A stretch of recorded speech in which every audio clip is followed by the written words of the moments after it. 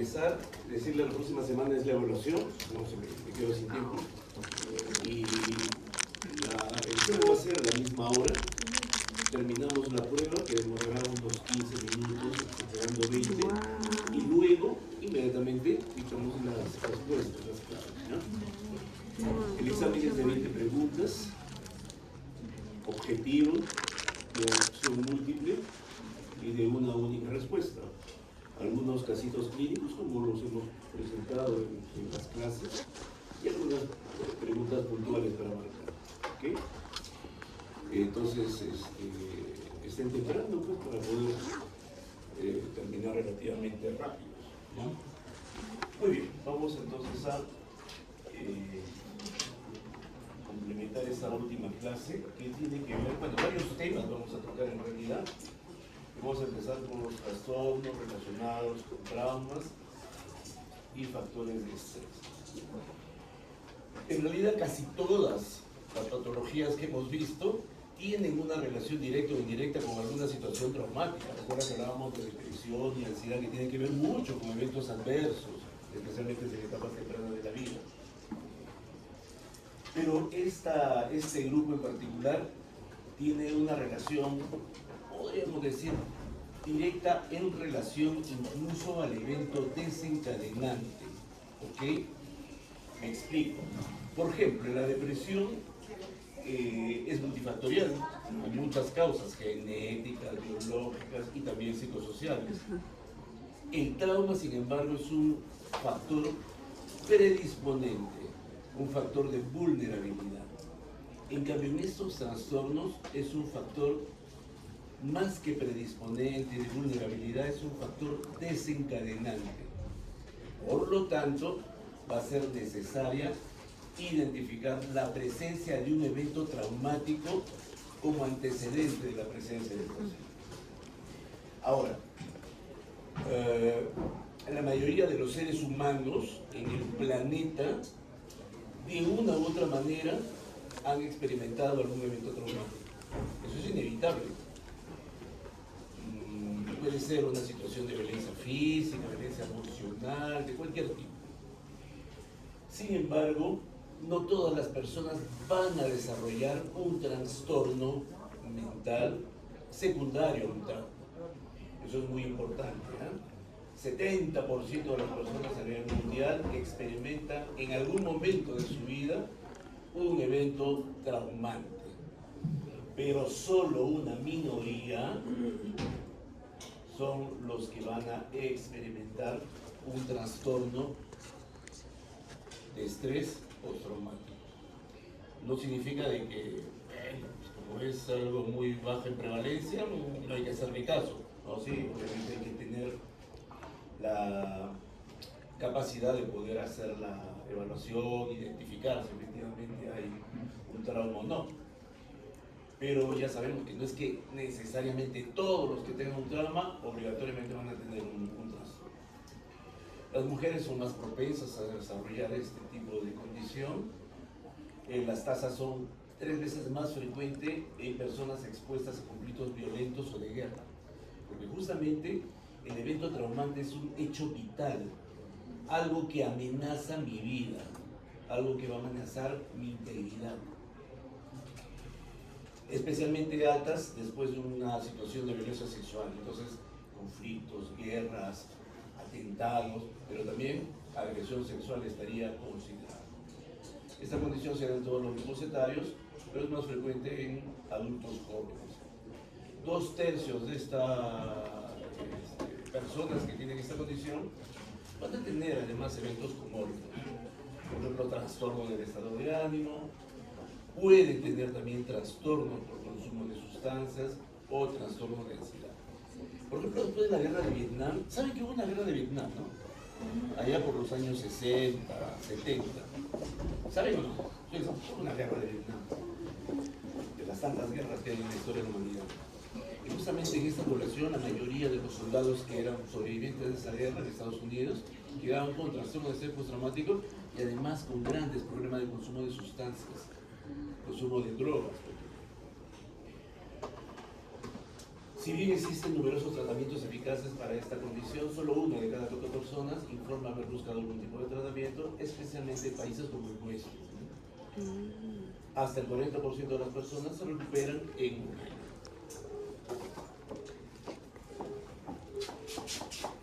Factores predisponentes, es decir, ¿por qué dos personas que pasan por vamos a poner una misma situación traumante, un accidente aéreo, el avión se cae, la mayoría de las personas se mueren, un puñadito de personas sobrevive, una situación horrorosa, como ustedes se imaginarán, ¿no? Una desarrolla trastorno de estrés postraumático y la otra no. Debe haber entonces algún factor de vulnerabilidad que hace que esas personas puedan ser más propensas a desarrollar este tipo de trauma. Hay causas biológicas, de hecho. Recuerden que la amígdala está muy relacionada con las experiencias de miedo. Y el hipocampo está muy relacionado con el recordar situaciones. Y si juntamos amígdalas más hipocampo, generalmente estamos hablando entonces de recuerdos traumáticos. Bueno, y otras estructuras cerebrales, corteza orbitofrontal, la hiperregulación de este eje hipotálamo hipofisario adrenal y la hiperfunción del sistema noradrenal. Y en cuanto a los modelos psicológicos, modelos de condicionamiento del miedo, procesos cognitivos y también los rasgos de personalidad. En cuanto al cuadro clínico, entonces, trastorno de estrés postraumático se llama esta condición. Por lo tanto, es una condición necesaria, obligatoria, que haya este antecedente. La exposición a un evento o situación, miren, lo he puesto hasta de negrita, de una naturaleza extremadamente horrorosa. O sea, no es un susto, no es haberme jalado en el examen, no. Porque dicen, ¡ay, me traumé! Mi profesora me llamó la atención. No, es algo horroroso, violento, que pone en riesgo mi vida. Para lo otro, vamos a ver que existen otras calificaciones y otras, digamos, otros criterios diagnósticos. Pero estamos hablando de trastorno de estrés postraumático. El haberse expuesto a una situación. Por lo tanto, tiene que haber ese antecedente, ¿ok? Es un antecedente, un dato necesario, pero no es suficiente. 70% de personas tienen antecedente de haber estado expuestos a una situación horrorosa, pero no todos hacen trastorno de estrés postraumático. Por lo tanto, además, tiene que haber lo siguiente. Después del evento traumático, tiene que desarrollarse un síndrome que dura al menos varias semanas. De acuerdo a la calificación del DSM-5, dice por lo menos más de un mes. La CI-11 es un poco más flexible en cuanto a los criterios. No te exige que sea 3 semanas y 4 días, no. Dice varias semanas. Pero recordemos que varias semanas, de acuerdo al DSM-5, recuerden que tienen el DSM-5 también en mano, dice un mes. Debe presentarse entonces los siguientes. El evento traumático se vuelve a reexperimentar en el presente. Pero reexperimentar no solamente es recordarlo. Reexperimentar, como su nombre lo dice, es volverlo a vivir.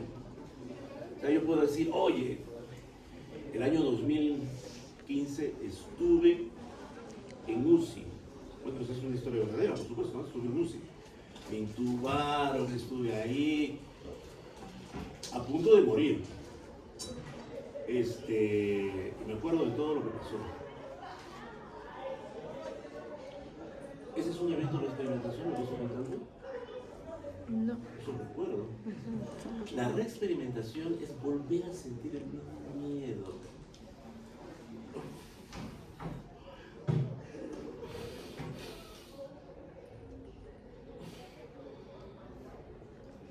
¿Me dejo entender?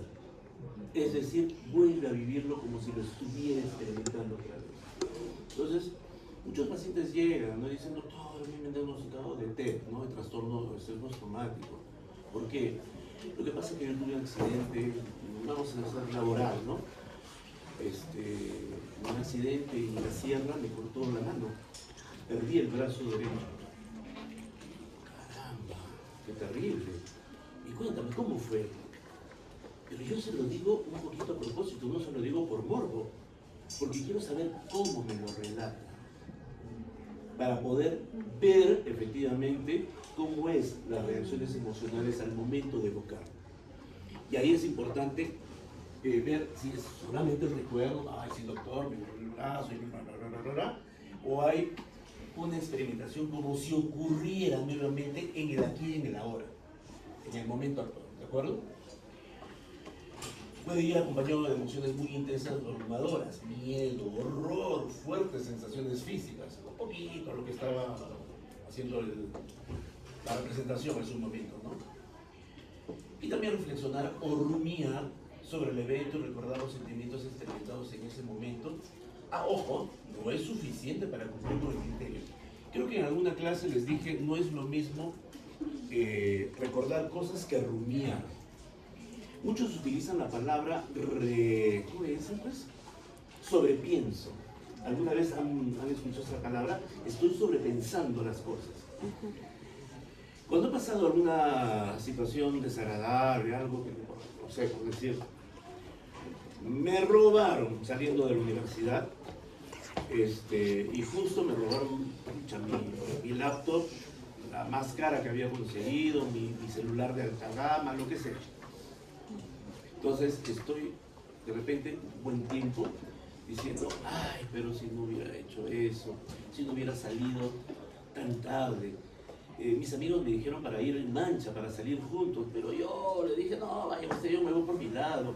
Y por irme solo, estos choros me agarraron así en una y me quitaron las cosas.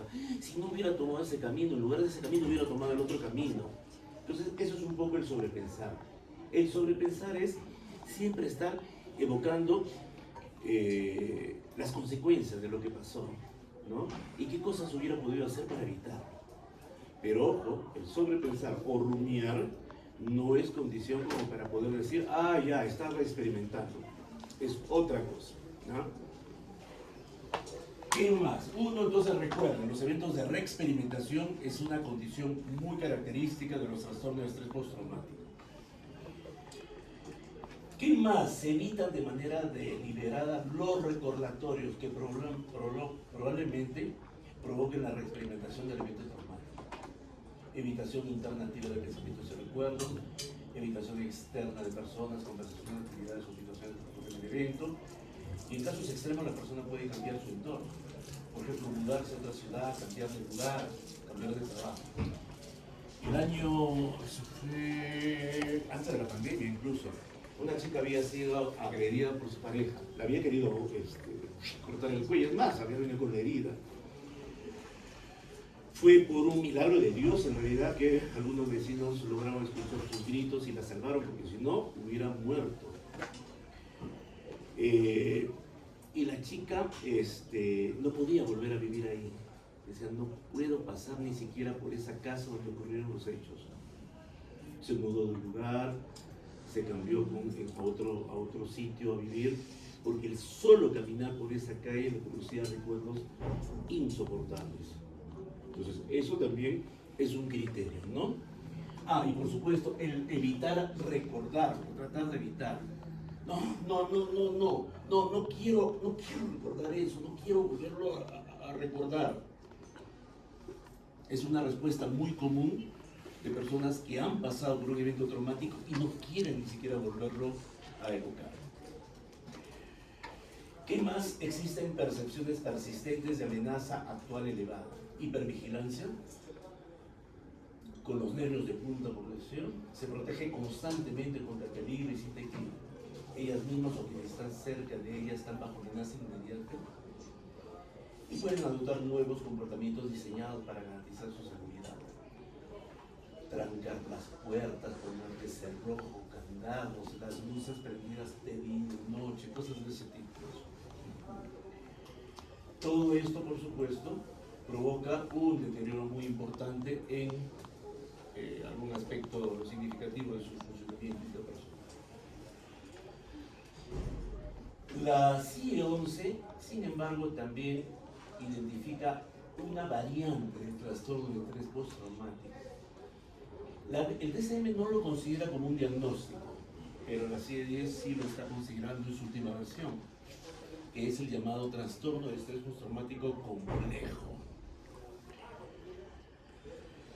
Acá, más que de un evento brutal y puntual que haya pasado en la vida de la persona, es una serie de eventos de naturaleza, cierto, amenazante, horrífica, pero de manera prolongada y repetitiva, de la que es difícil escapar o evitar. Por ejemplo, aquellas situaciones en donde soy agredida o agredido por personas que están naturalmente llamadas a cuidarme. Por ejemplo, mi familia. Generalmente niños, adolescentes que vienen sufriendo abuso, por ejemplo, sexual por parte de madrastro, padre, el tío, qué sé yo, o sea, personas que están a su alrededor, viven juntos. Esa situación, el bullying también, en un entorno donde debería ser seguro. Cuando un chico va a un entorno donde va a aprender cosas nuevas, se espera que ese lugar sea amigable y seguro. Pero imagínense que sea inseguro para la persona que va. Entonces, es terrible, ¿no? También incluye, entre otros, torturas, campos de concentración, haber sufrido esclavitud, campaña de genocidio, otra forma de violencia organizada, violencia doméstica prolongada, abuso sexual o físico repetido en la infancia. ¿Ya? Tras el evento traumático, el desarrollo de un síndrome característico que dura al menos varias semanas, igual que el anterior. Y consiste en los elementos principales del trastorno de estrés postraumático, o sea, lo que hemos visto, ¿no? Se reexperimenta esos eventos de reexperimentación, el deliberadamente evitar recordatorios y la percepción persistente de amenazas. Además, problemas graves generalizados en la regulación afectiva, creencias persistentes de minusvalía y dificultades persistentes para mantener relaciones y sentir cercanía con los demás. Por supuesto, tiene que haber una alteración importante en el funcionamiento de las personas. ¿Okay? Entonces, el estrés postraumático, el DSM-5 considera el estrés postraumático complejo simplemente dentro de los mismos criterios del estrés postraumático en general, no lo divide. Pero la CIE-11 sí lo ha sacado y lo pone como una categoría independiente. Pero ¿qué hay con aquellas otras condiciones que deben ser estresantes en la vida de una persona y que también de una u otra manera me perturban? Es cierto que puede haber situaciones sumamente traumáticas en la vida de una persona que nos pueden lastimar, pero ¿qué hay con aquellas pequeñas cosas? Factores psicosociales estresantes que pueden pasar en la vida de cualquier ser humano. Por ejemplo,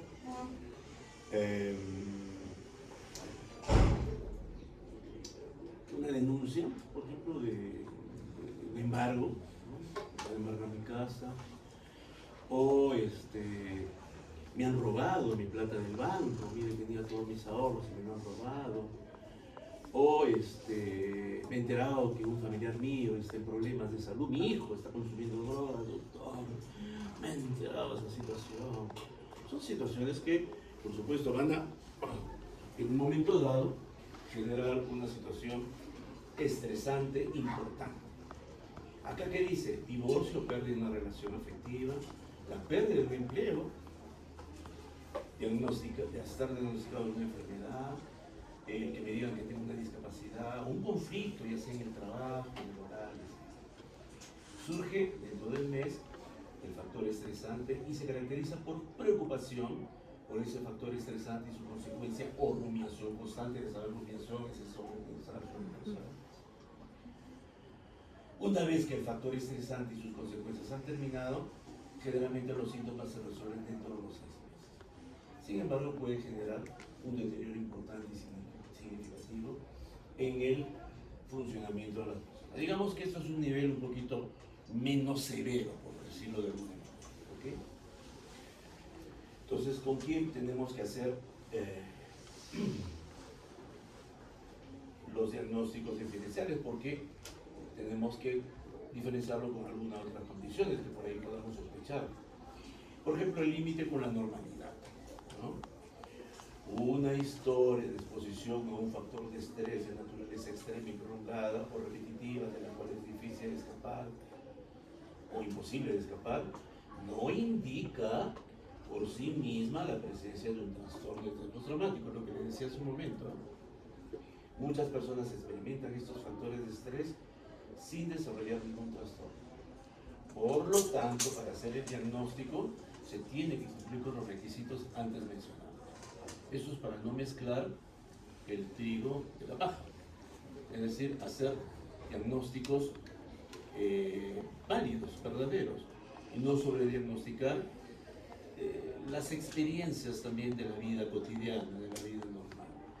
Entonces, si en un momento me pasa un accidente horroroso, nadie está libre, Dios no quiera que no nos pase nunca nada terrible, pero imagínense saliendo, los atropella el carro y ¡guau! La pierna totalmente destrozada, nos llevan al hospital y ustedes son conscientes de lo que ha pasado.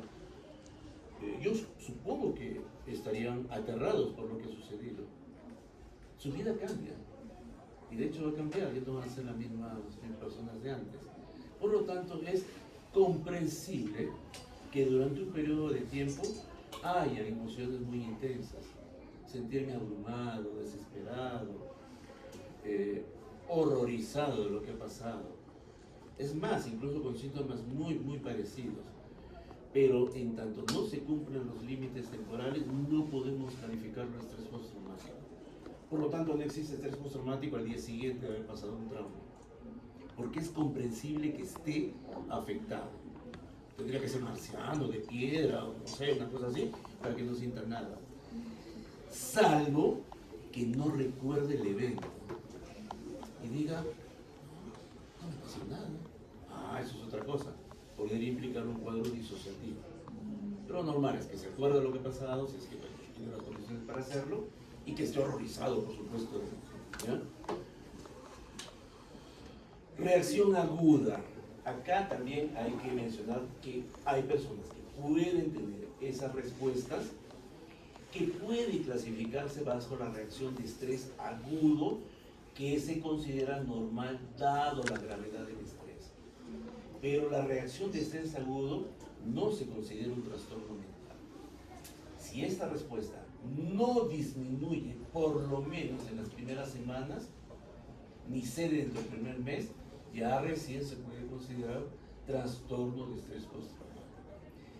El DSM-5 sí tiene un acápite para trastorno de estrés agudo, pero la CIE-10 la ha considerado como una reacción que no se puede considerar como un trastorno mental. Y eso es para evitar el sobrediagnóstico, ¿no? El patologizar, digamos, respuestas emocionales comprensibles y humanas. Trastorno de personalidad. Hay algunos trastornos de personalidad que se caracterizan por desregulación emocional, problemas en las relaciones interpersonales. Acá mencionaba, por ejemplo, en el trastorno del estrés complejo, regulación afectiva, creencias persistentes de minusvalía, dificultades persistentes para mantener relaciones y constantemente están en conflicto en sus relaciones interpersonales, con parejas o con familiares, etc. Entonces, esa, por ejemplo, es una característica muy básica del denominado TLP, trastorno límite de personalidad. Entonces, decimos, oye, de repente lo que hemos calificado como TLP no sea un trastorno de estrés postraumático complejo, podría serlo. ¿Qué dicen? Muchos individuos con trastorno de personalidad tienen antecedentes de eventos traumáticos, especialmente en la infancia, Y la desregulación afectiva puede ser una característica tanto del trastorno de estrés postraumático como del trastorno de estrés postraumático complejo. En los trastornos de personalidad, la evitación de recordatorio, el sentido elevado de amenaza, sin embargo, no son características diagnósticas. Las relaciones íntimas e interpersonales son más propensas a caracterizarse por el miedo al abandono y la inestabilidad en la relación. Es más común una sensación inestable de sí mismo y es más probable que se deba a comportamientos impulsivos, incluido la suicidabilidad. Entonces, sí es cierto que ahí tenemos que ser un poco más finos. Es por eso que en algunos contextos los diagnósticos tienen que tomarnos tiempito. No es que en una sola entrevista, ya decimos, es esto y se acabó. Dándonos el tiempo, podemos elaborar o proponer hipótesis diagnósticas, pero tenemos además que recoger todos los antecedentes, la psicografía. Alguna vez habrán visto que hay pacientes que llegan a la entrevista y de pronto vienen con papá, con mamá, acompañados. Es importante para mí recoger esa información, pero no lo podemos hacer en una sola sesión, pues, porque los tiempos no son eternos. Entonces, mientras tanto, vamos dejando la entrevista en donde nos hemos quedado y para una próxima sesión vamos ampliando la información. Es por eso que a veces los diagnósticos tienen que ser debidamente, digamos, tomarse el debido tiempo. Muy bien, entonces, ¿qué hacemos con un trastorno de estrés traumático? Siempre psicoeducación, ¿no? Enseñar a las personas sobre los aspectos importantes y relevantes del trastorno en sí, dar recomendaciones como por ejemplo actividad física, evitar conductas de riesgo y obviamente las terapias. En el caso de los trastornos relacionados al estrés, las terapias cognitivo-conductuales, recuerden que esta es la que tiene mejor evidencia siempre. No significa que las demás no van, no digo nada de ello, pero es una de las que tiene mayor base de evidencia científica, ¿no? Especialmente aquella que está orientada al trauma, propiamente dicho. Puede haber intervenciones rápidas, por ejemplo, cuando hay situaciones de desastre, de catástrofe. El terremoto, me acuerdo del año, ¿qué año fue? El terremoto de Pisco, ya no me acuerdo cuándo fue. En 2006, creo que ustedes estaban en pañales, supongo, ¿no? Sí. Estaban muy chiquititos, si es que habían nacido. Iban pues equipos de profesionales de la salud mental a la zona de desastre para poder hacer intervenciones en crisis en personas que en ese momento lo habían perdido todo, incluyendo familiares. Y aparte de ello también me olvidaba la terapia MDR. La terapia MDR es una terapia, ha demostrado evidencia práctica, ¿ya? Pero de todos modos todavía está un poco en análisis para ver exactamente qué es lo que trabaja en la terapia MDR, pero lo mencionamos porque es una de las que tiene, o por lo menos he hecho muchos estudios para ver la eficacia justamente en situaciones de trauma emocional. ¿Y qué hacemos con los medicamentos? También hay siempre, las personas a veces son muy dadas a querer decir, pero quiero que me dé algo, deme algo para ya poder estar mejor. Es obviamente un deseo bastante comprensible, natural. Sin embargo, en los trastornos secundarios de estrés, la evidencia a favor de la farmacoterapia no es muy sólida. En todo caso, sí se podría utilizar para alguna comorbilidad. Por ejemplo, si hay algunos síntomas depresivos o de ansiedad, insomnio probablemente. En el cuyo caso, inhibidor selectivo de la captación de serotonina, recuerden, me decía sertralina, fluoxetina, nos va a acompañar siempre en el bolsillo. Y algunos otros grupos de fármacos, como estabilizadores del ánimo y los antipsicóticos atípicos, también se pueden utilizar, pero vuelvo a repetir, no hay una evidencia sólida de que los psicofármacos tengan una acción directa en el caso del trastorno de estrés postraumático, por lo menos en la. Muy bien, entonces esos son los trastornos relacionados a trauma. El siguiente grupo son los llamados trastornos disociativos. También tienen que ver con, o sea, están relacionados con eventos traumáticos, ¿verdad? Lo que pasa es de que los sistemas clasificatorios lo han sacado porque el síntoma más relevante es la disociación. ¿Y qué es la disociación? Es esa interrupción o discontinuidad en la integración normal de varias funciones mentales. Entonces, en un momento dado, las personas pueden desconectarse. En términos normales, yo en este momento tengo conciencia de mí mismo, sé qué cosas de mi interior, sé cuando estoy fantaseando, imaginándome algo, sé que es producto de mi fantasía, y sé que esa fantasía es mía y no la de los demás, y me doy clara cuenta pues de lo que pasa en el mundo exterior, mi memoria está preservada, mis emociones sin ningún problema y qué sé yo. Entonces estoy plenamente integrado, mis emociones, funciones cognitivas, mi conciencia y todo. Pero sí es cierto que en algún momento puede haber una discontinuidad. Es más, suele haber con altísima frecuencia. Se considera que casi 100% de la población mundial presenta leves y efímeros eventos disociativos que no causan malestar y no causan una disfunción significativa, no constituyen un trastorno. ¿Y a qué me refiero? Cuando estamos pues en algún momento en la luna. Entonces, soñamos despiertos, estamos así, mirando la clase, pero en ese momento me distraje, y empiezo a pensar en otras cosas. Imaginé que estaba en otro sitio, en una fiesta, me encontré con esa persona, tengo que preparar también eso, tengo que preparar el esto. De pronto todo lo que el profesor habla, el docente habla, lo ven moviendo la boca, pero ni lo escuchan. Es un breve momento disociativos, ¿no? Sí. Que todos los pasamos en algún momento. Efímeros, leves, que no interfieren con el funcionamiento de nuestra vida diaria, no constituyen diagnóstico. Sin embargo, si son persistentes y severos, sí, por supuesto, van a causar discapacidad y ahí se consideran patológicos. Los síntomas disociativos son experimentados como síntomas disociativos positivos, que son intrusiones espontáneas en la conciencia y el comportamiento, que se acompañan de una pérdida de continuidad de la experiencia subjetiva, o los síntomas disociativos negativos, en donde hay una incapacidad de acceder a la información o de controlar funciones mentales que normalmente son fáciles de poder acceder y por supuesto también de controlar. La característica más común es que estos síntomas empiezan de golpe, de un momento a otro. Entonces, la disociación ocurre en un instante. Estoy pasando por una situación, me llegan a la urgencia personal, ¿qué pasó? Traen a un familiar, no se acuerda de una familia y trae a la hija, ¿no? Doctor, estaba ahí, había terminado con su enamorado, han discutido, ay, lo encontró con que le estaba engañando y llegó llorando.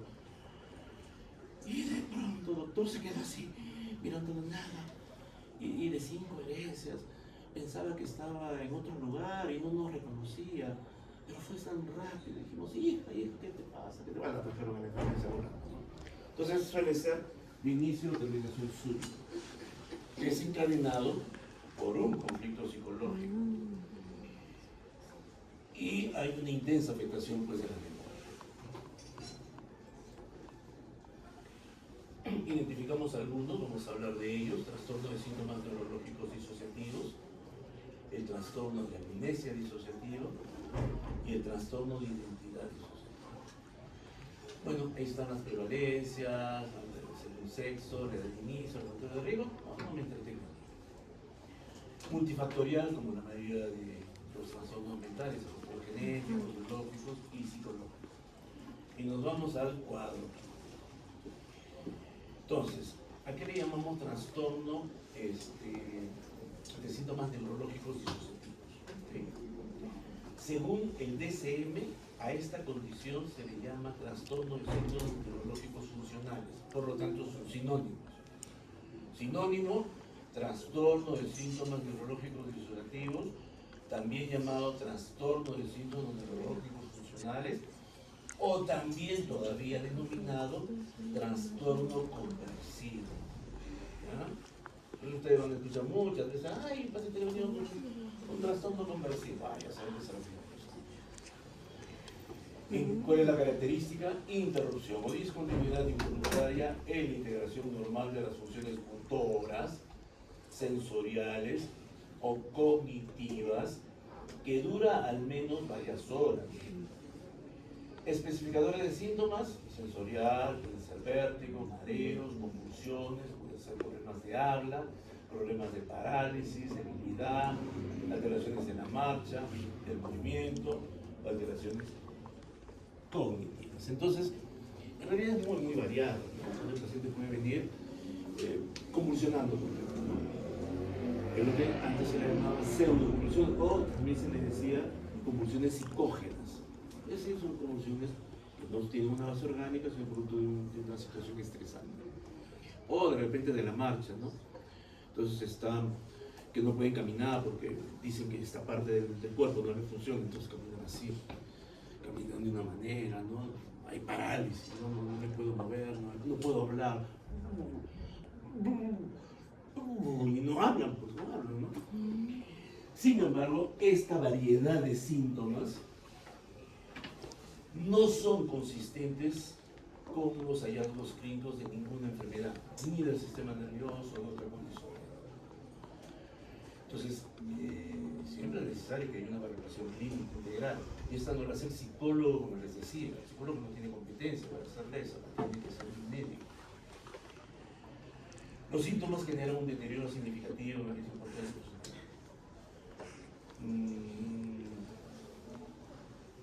Estos síntomas no ocurren exclusivamente durante episodios de otros trastornos o de la ingesta de una sustancia o medicamento ni por otros trastornos. Entonces, ese es el trastorno conversivo, como se le llama de manera coloquial. ¿Qué más?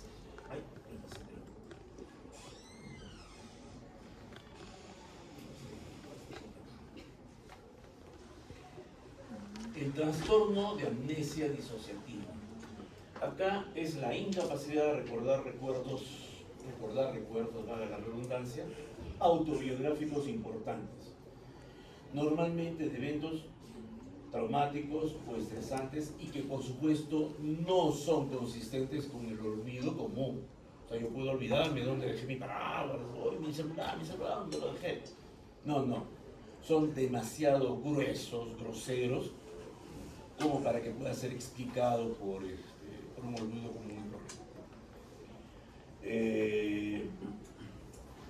Creo que les conté a ustedes el caso de esa pacientita que había dado a luz, que les conté, ¿no? Una jovencita que tuvo una pérdida y que no recordaba que había dado a luz, no se acordaba de nada. Obviamente no puede ser explicado por un olvido común y corriente. Ese es el caso. También puede haber el caso de fuga disociativa concomitante, que implica confusión, desorientación severa y desplazamiento. Entonces las personas actúan como de manera automática. Va de un lugar mecánicamente, automáticamente, van, compran un pasaje, se suben al autobús, se van de una sala a otra, pero igual no son capaces de recordar. Sin embargo, son capaces de sacar la vida, le dicen así, total, como si fuera un robotito. Trastornos de amnesia disociativa. Puede ir con el especificador de fuga disociativa.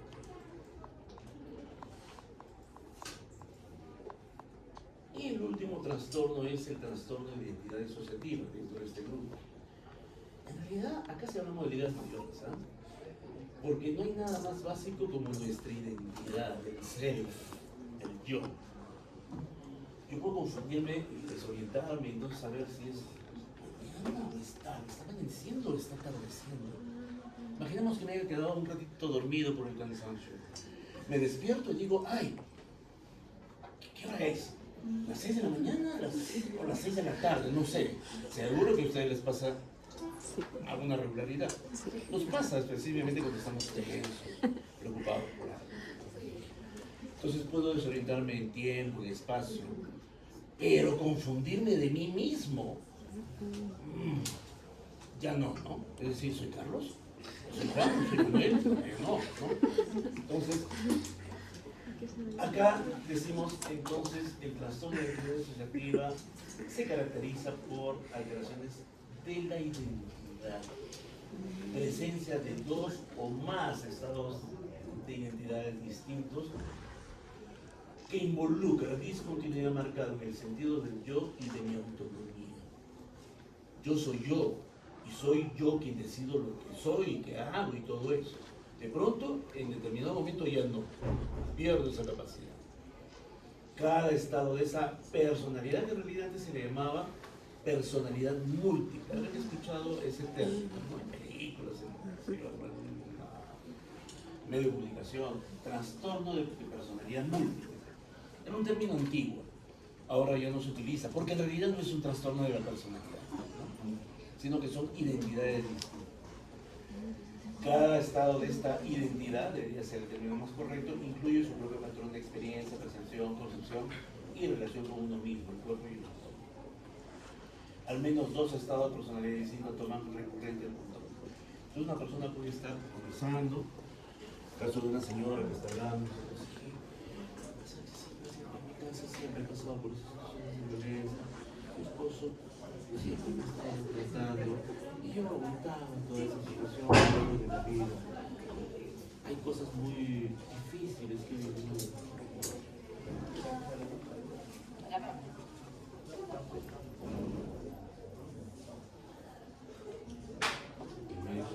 Señora María. ¿Qué? María, estaba sentada. Yo soy Gaby. ¿Cuántos años tienes, Gaby? 5 años. ¿Y dónde está mi compañero? Diosito. Diosito, ¿dónde está? ¿Quién se lo agarró? Entonces puede cambiar de un momento a otro. Puede ser de distinta edad, puede ser distintas personas, definitivamente, distintos sexos, puede ser un profesor universitario, luego un obrero de construcción, puede ser una persona adulta, luego un niño, etc. O sea, son identidades, cada una con su propia historia, sus propias formas de comportarse. Cambian hasta la voz, ¿no? Cambian hasta la voz. Los cambios de estos estados se acompañan de alteraciones relacionadas en la sensación, la percepción, afecto, condición, memoria, control lector, comportamiento, o sea, como si fuera otra persona. En algunas culturas a esto le llaman como evento de posesión. Y obviamente, dependiendo del contexto cultural y social, pues pueden decir, ¿en qué diablos he metido? Porque sí pueden decir que yo soy Satanás. No, soy Belcebú. ¿Cómo se llamaba el del exorcista? ¿Me acuerdo? Diablo. Se me dio el nombre. ¿Qué es? Basuso, ahí está. Basuso, algo así. En fin, esto entonces es el llamado trastorno de interés asociativo, extremadamente infrecuente, sin duda, pero ahí está. ¿Okay? Acá ha habido un error, chicos, por favor. Esto, si no hay estos síntomas, no es probable que sea un trastorno de identidad disociativa. ¿Ya? Acá corregimos eso, por favor, porque es otra cosa. ¿No?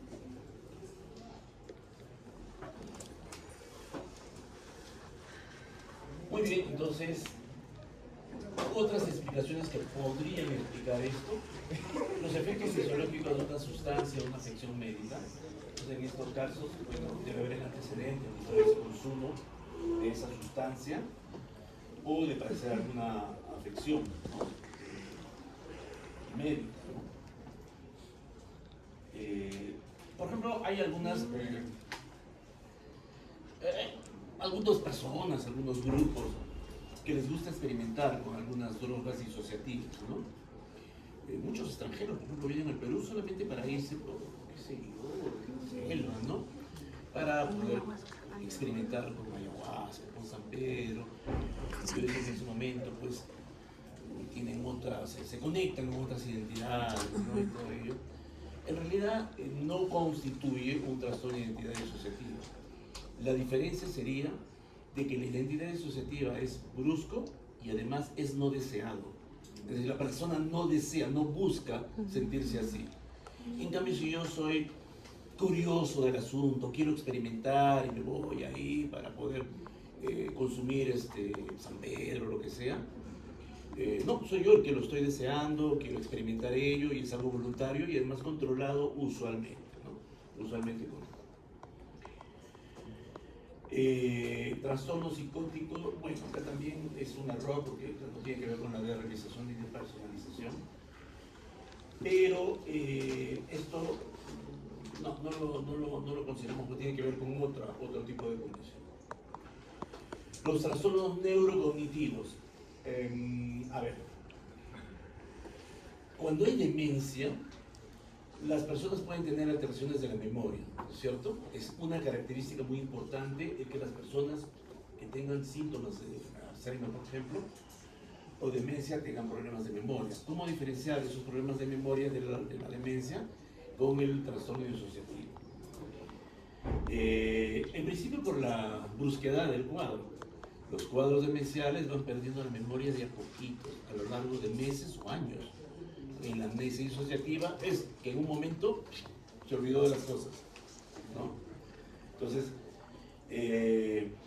en la amnesia disociativa son principalmente información autobiográfica.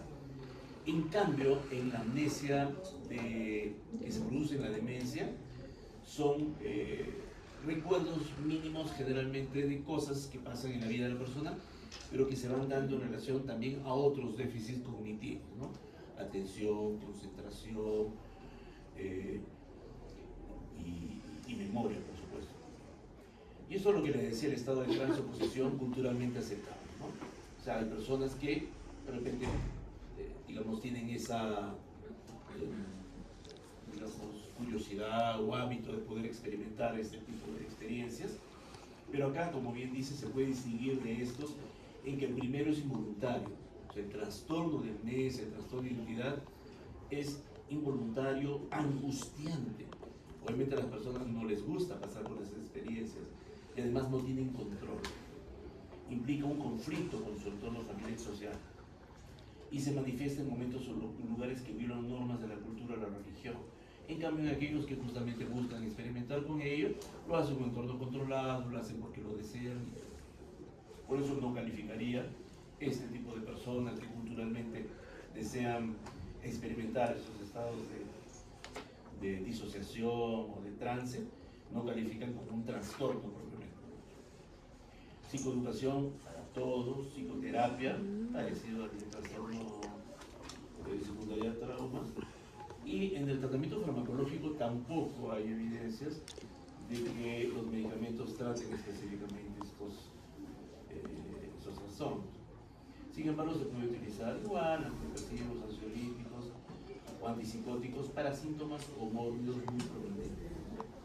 Por ejemplo, pacientitos que llegan y están sin poder dormir, no pueden descansar, o eventualmente tienen un problema de agitación psicomotora, entonces se le puede dar relajantes, sedantes, calmantes, para que estén más tranquilos hasta que el proceso se vaya trabajando psicoterapéuticamente y vaya mejorando. Muy bien, y vamos a terminar con los trastornos somáticos. En realidad, los trastornos somáticos, tanto el DSM-5 como la CIE-11 lo ha puesto en una categoría diagnóstica, en alusión al que una de las características más importantes es obviamente el presentar síntomas físicos. Sin embargo, muchos trastornos mentales cursan con síntomas físicos o fisiológicos. Por ejemplo, la ansiedad cursa con síntomas físicos. ¿Cuáles, por ejemplo?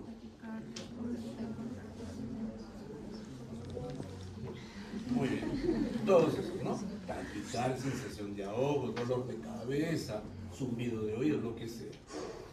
Pero en este caso, el síntoma somático es extremadamente puntilloso, relevante. Sin duda son de naturaleza también polimorfa, inespecíficas. Puede ser dolor excesivo crónico y múltiple, que parecen carecer de una explicación adecuada, malestares que no mejoran cuando reciben administración de tratamientos y preocupación excesiva en torno a la salud o al aspecto corporal. Los pacientes usualmente suelen pasar muchas evaluaciones de descarte, suelen someterse a varios exámenes y tratamientos largos y costosos ineficaces y hasta a veces peligrosos. Son caseritos en realidad en los hospitales. Van al cardiólogo, al neumólogo, al internista, a cuanto especialista puedan. Se han hecho exámenes hasta invasivos. Los resultados negativos no suelen calmar la preocupación de estas personas. Muy por el contrario, suelen reforzar la creencia angustiante de que debe ser algo extremadamente grave. Tan grave y extraño que ningún médico lo detecta. Por eso genera gran ansiedad, gran disfunción. Pero, sin embargo, este diagnóstico no descarta alguna afección. Igual, siempre tiene que descartarse que sea una afección médica. Yo recuerdo que en pregrado, yo, a la verdad, no sé si esto habrá sido parte de una leyenda urbana que a veces se pasa de generación en generación entre médicos, o habrá sido verdad. En caso de un paciente que escuchaba voces dialogantes. Y él la describía así, es como cuando hablan promocionando un producto así en la radio. Como si fuera una propaganda, o voces, como si fuera un noticiero. ¿Y en qué momento le escucha? En cualquier momento. Bueno, voces, pero la escucha. ¿Sí? ¿Dormido? ¿Cuando está descansando, soñando? No, le escucho despierto. Y resulta que dice la leyenda de que lo que tenía era una pieza dentaria que le habían hecho una curación. Por alguna extraña razón, ese metal actuaba como una antena que captaba ondas de radio, un radio cercano, y él escuchaba esa vibración y escuchaba pues la transmisión y la escuchaba, ¿no? Estaba ahí en algún lado, ¿no? Corrigieron una pieza dental, sacaron el material, sano. No digo la verdad, nunca supe si efectivamente habrá sido verdadero. Por eso siempre descartar, por si acaso, cuadros Entonces, en los cuadros somáticos, la prevalencia es poco conocida, debido a que requiere múltiples valoraciones interdisciplinarias, muy frecuente en entornos de atención primaria, medicina familiar y diversas especialidades, más frecuente en población femenina, suele aparecer al final de la adolescencia y la edad adulta, y los síntomas son repentinos, de corta duración, con recidivas frecuentes, pero también en algunos casos pueden ser persistentes y tender hacia la cronificación. No hay causas claramente conocidas, pero también miren, factores predisponentes, el tronco precoz, estilos de apego inseguro, mecanismos de defensa desadaptativos, distorsiones cognitivas y rasgos disfuncionales de perros. Hay factores desencadenantes y factores estresantes y de reforzamiento social. ¿Y cuáles son el cuadro clínico? Entonces tenemos al trastorno de síntomas somáticos. Esto es según el DSM-5, ¿ok? Según la CIE-11 le llaman trastorno de distrés. Supuestamente la siguiente versión, para ver creo que les mencioné, ¿no? La mirada es que haya un cambio completo en la redefinición de los criterios diagnósticos, de tal modo que no haya ninguna diferencia entre un clasificador y otro, sean exactamente lo mismo. Obviamente no tiene sentido que para uno tenga un nombre, para el otro tenga otro nombre. Lleva a la confusión. Bueno, trastorno de síntomas somáticos. El criterio más importante es que haya pues síntomas somáticos, ¿no? Que haya síntomas somáticos que causan malestar o que dan lugares a problemas significativos en la vida.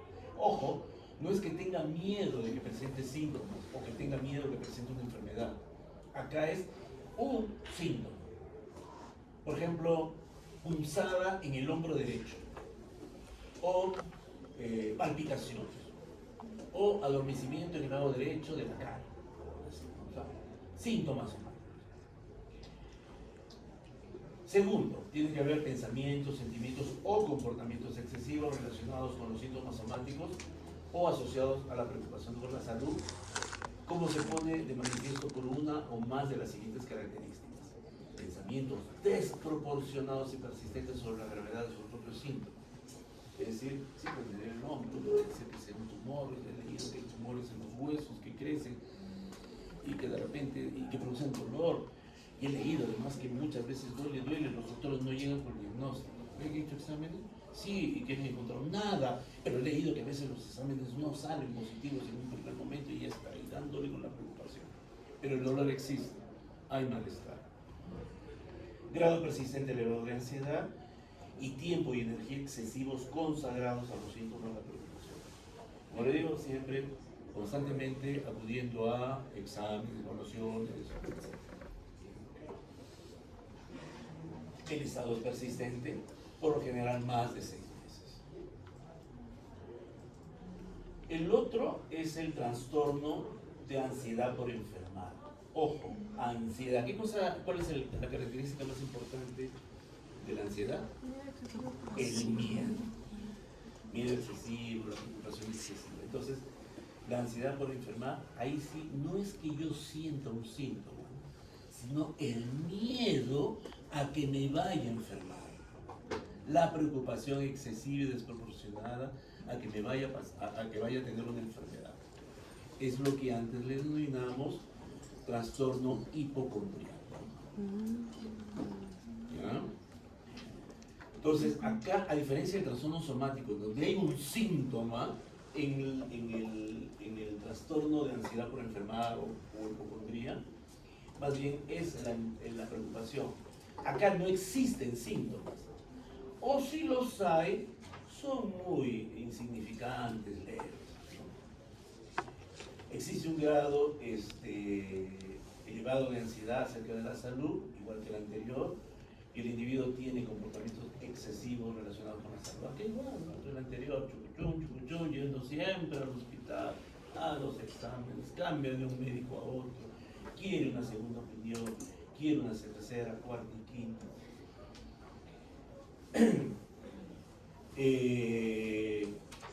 Dice, ¿no? Por ejemplo, comprueba repetidamente en su cuerpo si está siendo una enfermedad o presenta evitación por mala adaptación, que también es posible. Es decir, no quiere acudir al consulta. Igual, el tiempo es por lo menos 6 meses.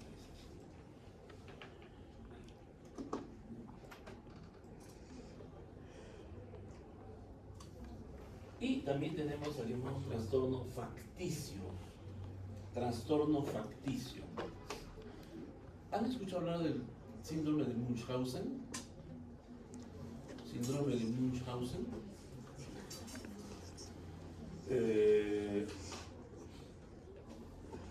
Es un personaje literario, ¿no? Un personaje como si Don Quijote de la Mancha, ¿no? El barón de Munchausen, un sujeto que contaba un montón de cosas que había vivido en sus viajes, todos ellos falsos, ¿no?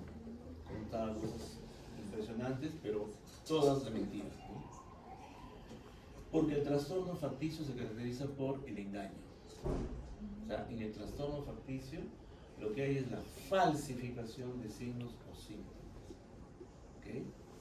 Pueden ser físicos o psicológicos.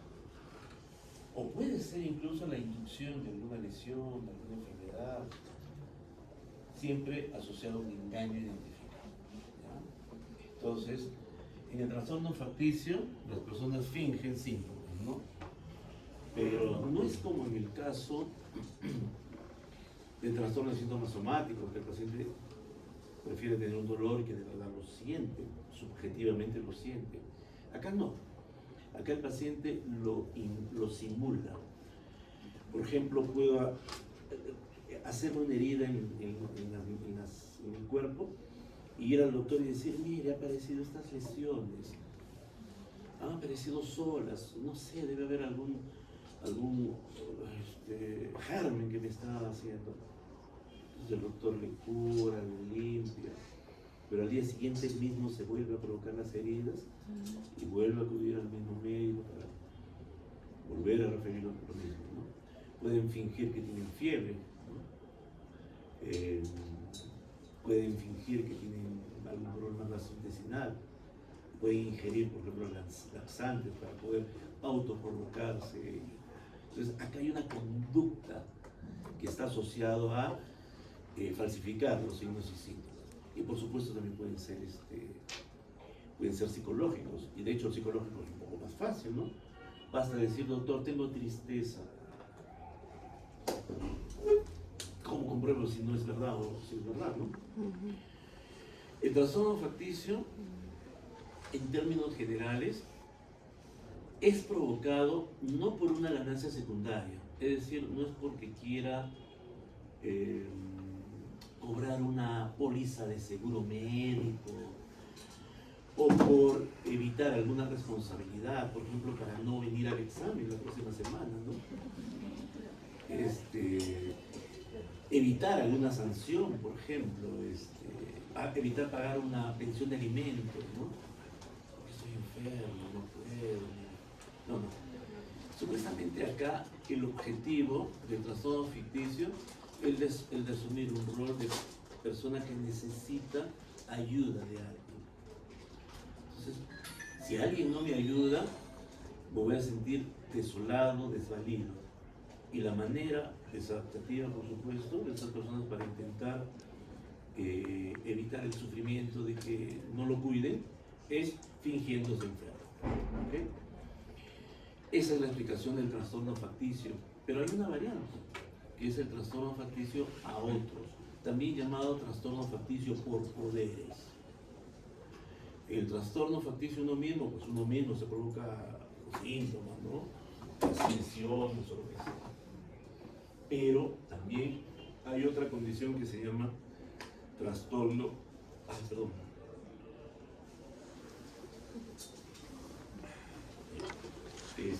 el trastorno facticio por poderes, ¿no? Acá es la falsificación de signos o síntomas a otros. Generalmente es a una persona, que en este caso pues es una víctima. Son personas que tienen la característica de estar en situación de vulnerabilidad, en la cual la persona que le hace esto está en una situación de poder y supremacía. Por ejemplo, un adulto con un menor de edad, una mamá con un niño, por ejemplo, con su hijito, o alguien con un adulto mayor, un abuelito que no se puede defender y que le genera síntomas. Entonces, por ejemplo, de mamá se ve que le dan laxantes, le hace comer alimentos en descomposición para que se enfermen y constantemente lo llevan al hospital para hacerlo ver, para decir, traigo a mi hijo que está enfermo, doctor, ayúdeme por favor, mi hijo es mi mayor tesoro, quiero que me lo ayude a curarlo. El pediatra se chinga la cabeza y dice, qué extraño, bueno, vamos a dar su antibiótico, ¿no? Y a los 3 días vuelve a parecer peor, con los mismos síntomas o peor inclusive. Pero no puede ser, pero si hemos dado este antibiótico que es muy bueno, permítame tomar algunos exámenes, ya no vuelve. Ya no vuelve, porque le pescarían de alguna manera la mentira. Ya se va a otro médico con el mismo cuento. Psicológicamente, ¿cuál sería la explicación? La explicación es psicopatológica, por supuesto.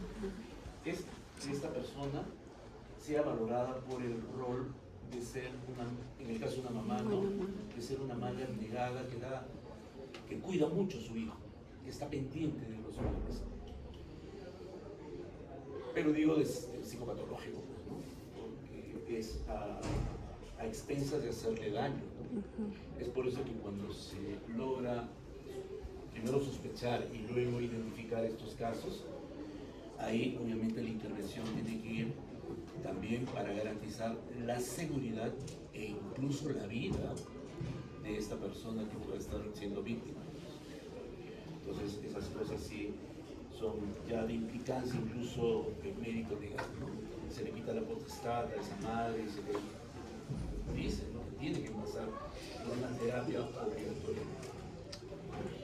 Entonces el trastorno facticio es ese engaño, falsificación de signos o síntomas, pero no hay una ganancia evidente, es decir, evitar una responsabilidad legal o tener un beneficio monetario, no, es ese beneficio psicológico que la persona tiene, ¿no? De sentirse protegido, sentirse cuidado, o de que la valoren como una persona abnegada que está ahí muy pendiente de otra persona.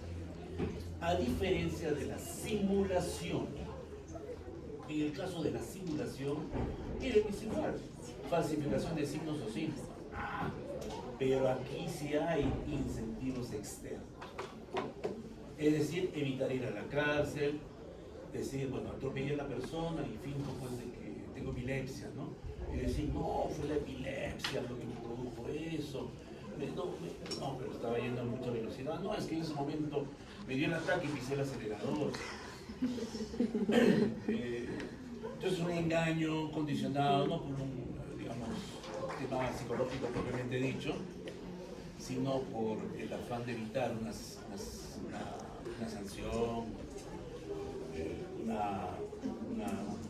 una responsabilidad legal o una responsabilidad criminal inclusive.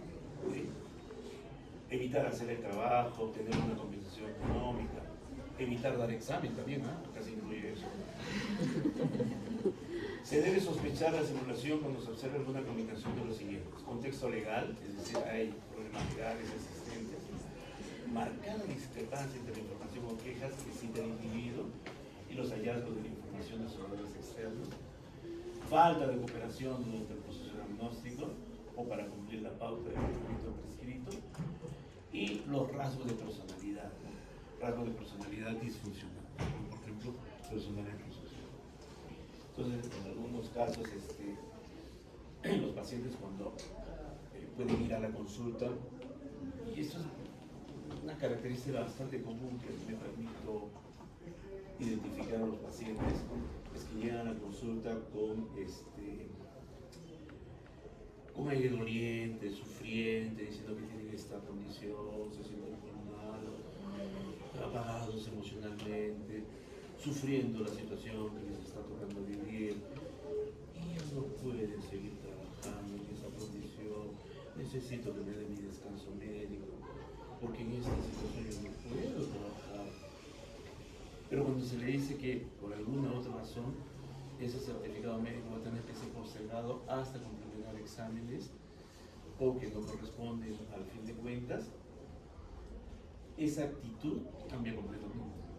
Se ponen beligerantes, irritantes, demandantes, belicosos, exigentes. No, pero ¿cómo va a ser? ¿Y cómo voy a hacer? Entonces no me van a pagar mi trabajo, mi sueldo, yo estoy mal. Cambia ese aire de desvalimiento por un aire de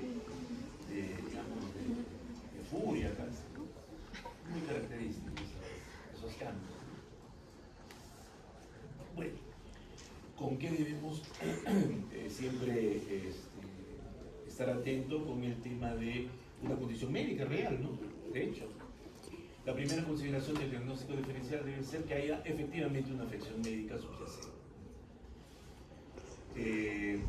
Pero si después de una evaluación clínica rigurosa no se encuentran hallazgos compatibles con una enfermedad médica o neurológica, es posible que se trate, por ejemplo, de un trastorno de síntomas somáticos, ¿no? Sin embargo, tampoco no es que lo excluya.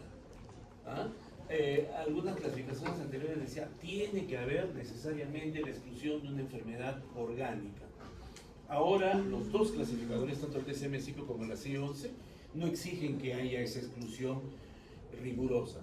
Puede consistir, es decir, puede haber alguna enfermedad somática, pero en todo caso, esta no justifica el malestar que el paciente tiene, ¿no? Es desproporcionado.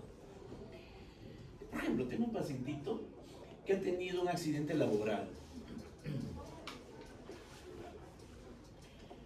y ha perdido la falange distal del dedo anular de la mano izquierda.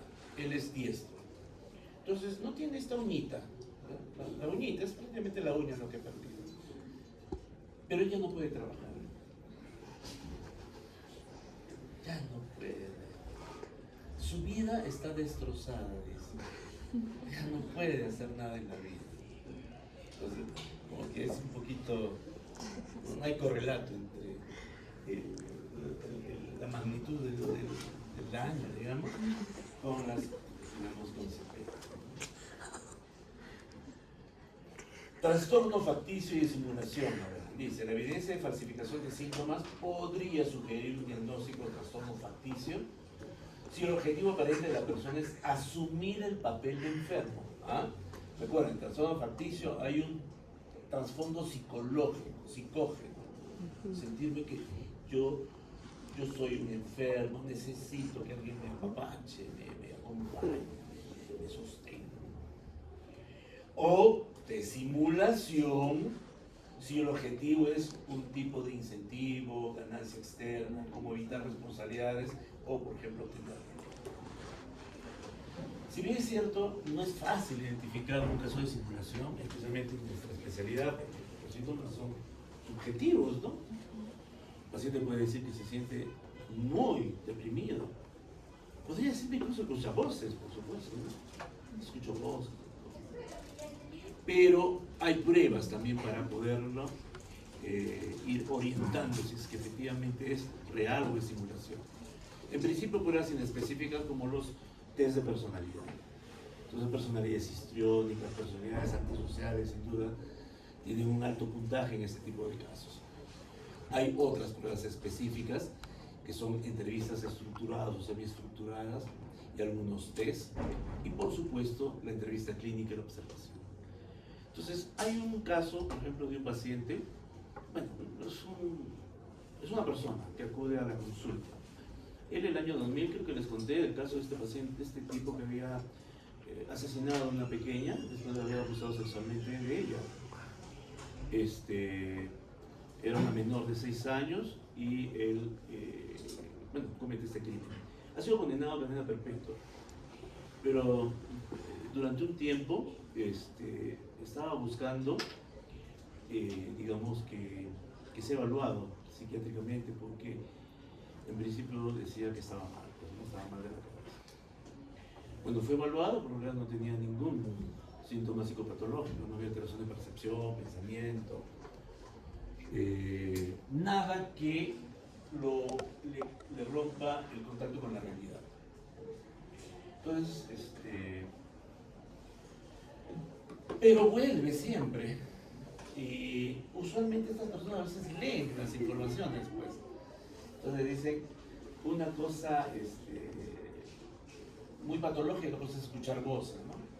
Entonces nuevamente se aparece a la consulta. ¿Y cuál es la historia? Que escucha voces. Ah, bueno, escucha voces. Como se dan cuenta, eso no es posible probarlo, ¿no? Un movimiento en su oreja para ver si la voz está por ahí dando vueltas. Pero, como les digo, a través de la entrevista clínica, la observación, la forma de test, entonces vamos viendo incoherencias, ¿no? Por ejemplo, el paciente dice que esta voz es algo que le escucho y estoy mal, doctor. Le digo, ¿y cómo sabes que estás mal? Porque escucho voces. No es normal escuchar voces. Entonces, un paciente psicótico verdadero no se da cuenta de lo anómalo del fenómeno. Entonces, para él escuchar voces es normal, porque forma parte de su realidad. Él no dice, doctorcito, vengo porque estoy escuchando voces, doctor, estoy loco. No, el paciente loco nunca va a decir que está loco. El sano sí dice que está loco. Si yo en algún momento escuchara voces, me doy cuenta pues, que eso es anormal y iría corriendo a un neurólogo, ¿sabe? No, porque no es normal escuchar voces. ¿Por qué? Porque no estoy loco, no estoy psicótico. Pero si estuviera psicótico no me daría cuenta de ese evento anormal, no tendría conciencia de lo que puedo hacer. Muy bien, entonces si queremos hacer ya un resumen de esto, síntomas somáticos, de hecho hay síntomas, hay mucha preocupación. Los hallazgos físicos pueden no ser demasiado importantes ni relevantes o ser ausentes. Y acá el paciente usualmente se somete a las evaluaciones, está muy preocupado por ello. Pero no hay intención de engañar, no hay ninguna recompensa externa. En el trastorno de ansiedad por enfermar, hipocondriasis, no hay síntomas, pero sí hay ese miedo, preocupación de que me va a alcanzar algo. No hay hallazgos físicos, sí, quiero que me chequeen, porque hay algo escondido y que me enfermo, pero tampoco hay una deliberada falsificación de síntomas o signos. En el trastorno ficticio, el paciente refiere síntomas, le preocupa mucho supuestamente lo que tiene, no hay hallazgos físicos, usualmente se niega a pasar evaluaciones y acá hay una intención de engaño. No por una recompensa externa, sino por un tema de validación. disfuncionales. Pues no, ¿verdad? Pero esa es la motivación. Y en el caso del engaño franco, la simulación, como los chicos que presentan su certificado de discapacidad para poder entrar al examen del CERUS, por ejemplo. ¿Eso qué será? ¿Trastorno facticio? Para nada, ¿no? Eso es simulación. Vas a decir pobrecito, es hipocondriaco. No, eso es simulación. Dicen que tienen síntomas, ¿no? Ponen miopía, ¿no? Miopía, no sé qué más. Supuestamente les preocupa mucho ello. No hay ningún hallazgo, no hay voluntad para someterse a mayores evaluaciones de comprobación. Hay intención de engañar, y por supuesto de narcompensación, ¿no? Lograr mi plaza remunerada y bloquearme a los demás que han estudiado un poco más. ¿Qué se hace en estos casos? Bueno, psicoeducación, otra vez, siempre es necesario explicar qué es lo que está pasando. La psicoterapia, ¿sí? Terapia cognitivo-conductual. Acá tampoco los psicofármacos no han demostrado eficacia. No hay psicofármacos específicamente aprobados para este tipo de condiciones. Los medicamentos pueden reservarse entonces para algunas comorbilidades, pero siempre se recomienda evitar el uso de medicación y evitar el uso de procedimientos y bueno, pues, evitar los medicamentos de manera innecesaria. Muy bien, muchachos, nos quedamos hasta aquí. ¿Alguna pregunta?